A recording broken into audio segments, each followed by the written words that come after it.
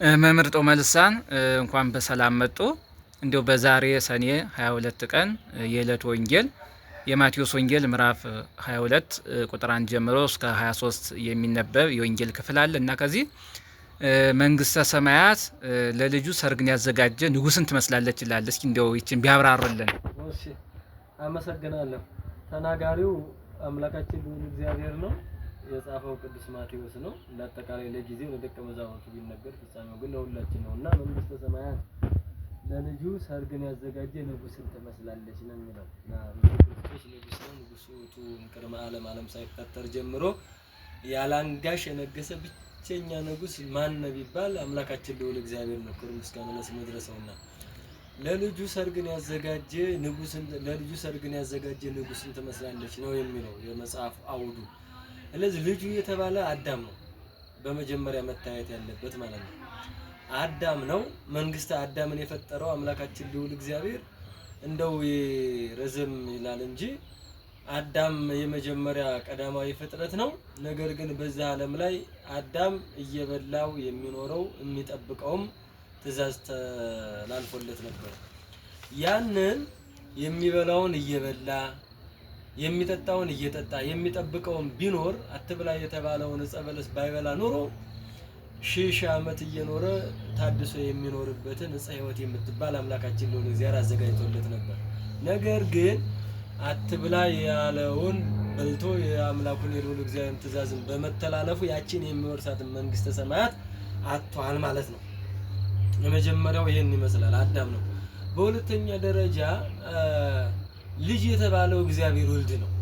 እግዚአብሔር ወልድ ግን ለሱ መንግስተ ሰማያትን ይፈልጋሉ ስንል በአዳም ተገብቶ አዳም እንደወደቀ ይቅር እንዳዘነ ይቅር ሳይል ከሶስቱ አካላት አንዱ አካል እግዚአብሔር ወልድ አዳምን መስሎ አዳምን አክሎ ያ የማይታየው ታይቶ የማይጨበጠው ተጨብጦ በዛ ዓለም ላይ 33 ዓመት ከ3 ወር በኪደተ እግሩ ዓለምን ባርኮ ቀድሶ አዳምን ወደዛ መንግስተ ሰማያት ለልጁ ሰርግን ያዘጋጀ ንጉስን ትመስላለች እንደተባለ ሁለተኛው አዳም የተባለ ክርስቶስ ልክ ለአዳም በገባለት ቃል ኪዳን መሰረት እግዚአብሔር ወልድ ክሶ አዳምን ወደ መንግስተ ሰማያት መለሰው ለማለት ነው።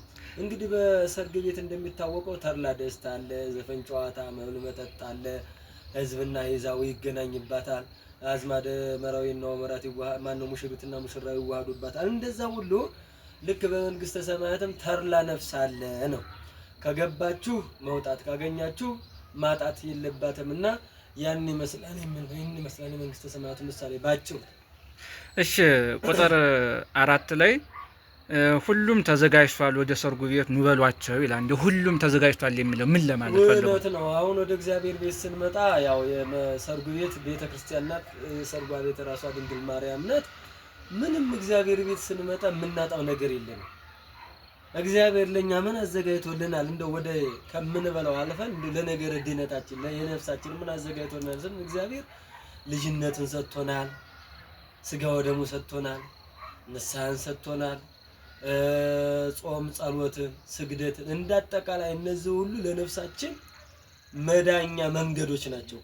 እና ስለዚህ ወደ እግዚአብሔር ስንመጣ እነዚህ ሁሉ የተዘጋጁልን ስለሆነ ሁሉ ተዘጋጅቶላችኋል፣ ኑ ለነፍሳችሁ ረፍት ታገኛላችሁ ማለት የምናስቀድመው የነፍሳችን ነገር ስለሆነ ሌላው አስቀድማችሁ መንግስቱንና ጽድቁን ፈልጉ ሌላው ይጨመርላችኋል ስለተባል ሌላው የሚበላ የሚጠጣው ሳይሆን አንድ ክርስቲያን ሊያሳስበው የሚገባው አምላኩን ልዑል እግዚአብሔርን አመስግኖ እርሱ ዓለም ሳይፈጠር ያዘጋጀልን መንግስተ ሰማያት ለመውረስ ስለሆነ ስለዚህ እናንተ መጣችሁ ጾማችሁ ጸለያችሁ ንስሐ ገብታችሁ ያን ስጋዬንና ደሜን በልታችሁ ጠጣችሁ ዘላለማዊ ሆኑ ነው የሚለው። ቁጥር 11 ላይ አሁንም ንጉስ የተቀመጡትን ለማየት በገባ ጊዜ የሰርግ ልብስ ያለበሰ አንድ ሰው አገኘ ይላል። እውነት ነው። የሰርግ ልብስ ያለበሰ የተባለ አምኖ ተጠምቆ የክርስቲያን ስራ ያልሰራ ነው። ወደ ኋላ የጠቀስኳቸውን የማይጾም የማይጸልይ የማይሰግር ንስሐ ያልገባ ያንን አገኘው አምላካችን ልዑል እግዚአብሔር። ያው እንግዲህ ምሳሌያዊ ትምህርት ነው። ብዙ ጊዜ በምሳሌ ያስተምራል። ማቴዎስ ወንጌል ምዕራፍ 13ንም በሰፊው ስናይ በምሳሌ ያስተማረበት ነው እና ይህ ምሳሌያዊ ትምህርት ነው የሰጠውና የአምኖ ተጠምቋል። ነገር ግን የክርስትና ስራ ያልሰራ ነው። አልጾመም፣ አልጸለየም፣ አልሰገደም፣ ወደ ቤተ እግዚአብሔር ዕለት ዕለት የማይገሰግስና ቅዱስ ቃሉን የማይሰማ ስለሆነ ያንን ሰው እንደው ልክ የክርስቲያን መቼም ያዕቆብ በመልእክቱ እንደነገረን ስራ የሌለው ነፍስ ወይም ማን ነው ከነፍስ የተለየ ከስጋ የተለየች ነፍስ በድን ነው አይደል እንዳለውና ስራ የሌለው ነፍስም ወይም ስራ የሌለው ክርስቲያን የእግዚአብሔር መንግስት አይወርስም። በዚህ ማቴዎስ ወንጌል ምዕራፍ 25 ቁጥር 33 ጀምረን ስንመለከት ጻድቃንም በቀኝ ያቆማል ኃጥአንም በግራ ያቆማል ይልና እናንተ ተርቤ አብልታችሁኛል፣ ተጠምቼ አጠጥታችሁኛል፣ ታርዤ አልብሳችሁኛል፣ ታስሬ ጠይቃችሁኛል ብሎ በቀኝ ያቆማቸዋል። ጻድቃንም ከፀሐይ 7 እጅ ይበራሉ መቼ አይተን ሲሉት ከነዚህ ከተናናሾቹ ለኔ በኔ ስም ላመኑት ለወደቁት ይላቸውና ከዛ በኋላ እነዛ ተመስግነው ያመላካቸውን የልዑል እግዚአብሔር መንግስት ይወርሳሉ ነው የሚለውና እንደተጠቃላይ መልእክቱን ስናየው ለአንድ ክርስቲያን ስራ አስፈላጊ ነው። ስራ የሌለው ልክ ነፍስ የሌላት ሰውነት በድን እንደሆነች ሁሉ ስራ የሌለው ክርስቲያንም ዝም ብሎ ተንቀሳቃሽ ፍሬ የሌለው ዛፍ ማለት ነውና ስለዚህ እና ወደ የሚያሳየን ስራ እንድንሰራ ነው፣ እንድንጾም፣ እንድንጸልይ፣ እንድንሰግድ ነው።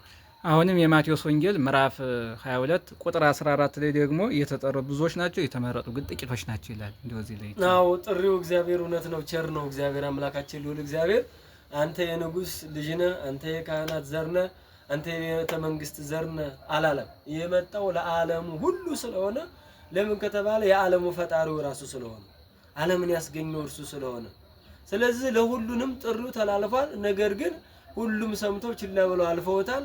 ጥሪውን ግን አክብረው የመጡት ጥቂቶች ናቸው። እውነት ነው እንጂ የእግዚአብሔር ቸርነት ጥሪው አሁንም ይነገራል እስከ ዓለም መጨረሻ ድረስ ሲነገር ይኖራልና ተመርጠው ግን በቃለ ወንጌሉ የጸኑ ክርስቶስን የሰሙ ውስኖች ናቸው ለማለት ተፈልጎ ነው። መምህር ጥሩ ነው፣ በጣም እናመሰግናለን። እግዚአብሔር ይስጥልን። ሊቃውንተ ቤተክርስቲያን እግዚአብሔር አምላካችሁ ሁላችሁን ይጠብቅልን። እሺ ይህን ሚዲያ የምትከታተሉ ሁላችሁም የክርስቶስ ቤተሰቦች ይህን ሚዲያ ፎሎ፣ ሼር፣ ላይክ በማድረግ ሚዲያውን ለሌሎች እንዲታዳረሱ መልእክታችን ነው። እናመሰግናለን።